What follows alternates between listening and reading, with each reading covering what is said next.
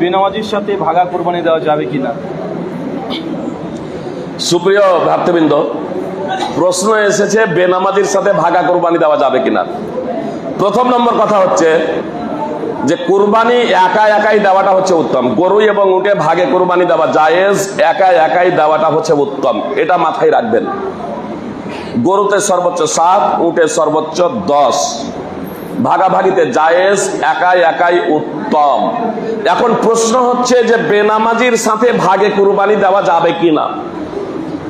যদি সৌদি ফতোয়া কমিটির মুফতিগণের ফতোয়া যদি বলেন সেখানে বাদ সহ, তাহলে তাদের মতে যাবে না। বুঝতে পেরেছেন? তার কারণ তাদের মতে তারা মুসলমানই না। আর যদি আল্লামা নাসিরউদ্দিন আলবানী এবং ভারতের অধিকাংশ উলামায়ে কেরামদের যদি কথা যদি বলেন, তাহলে এদের মতে যাবে।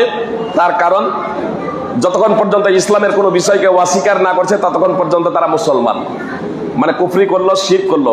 আসলে এই বিষয়টা মতানক্য হওয়ার অন্যতম কারণ হলো যে হাদিসে নামাজ ছেড়ে দেওয়াকে কুফর বলা হয়েছে আর শিরক বলা হয়েছে। আর সব কুফরের মাধ্যমে ইসলাম থেকে বের হয়ে যায় না, সব শিরকের মাধ্যমে ইসলাম থেকে বের হয়ে যায় না। মানে যখন বড় ধরনের কুফর হয় এবং বড় ধরনের শিরক হয় তখন ইসলাম থেকে বের হয়ে যায়। তো নামাজ ছেড়ে দেওয়া কত বড় কুফর? হাদিসে এই বিষয়টা যেহেতু স্পষ্ট উল্লেখ নেই, এজন্য ওলামায়ে কেরামদের মাঝে মতানক্য আছে। আমি অবশ্য আপনাদেরকে বলবো যে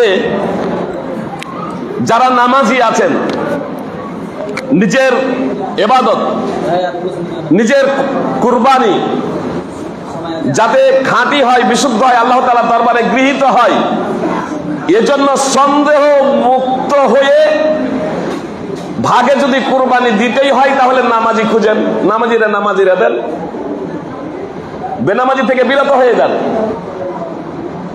জি, আর যদি আপনি দিতে না পারেন, এটা তো ওয়াজিব নয়, দিতে পারবেন না, কোনো সমস্যা নেই।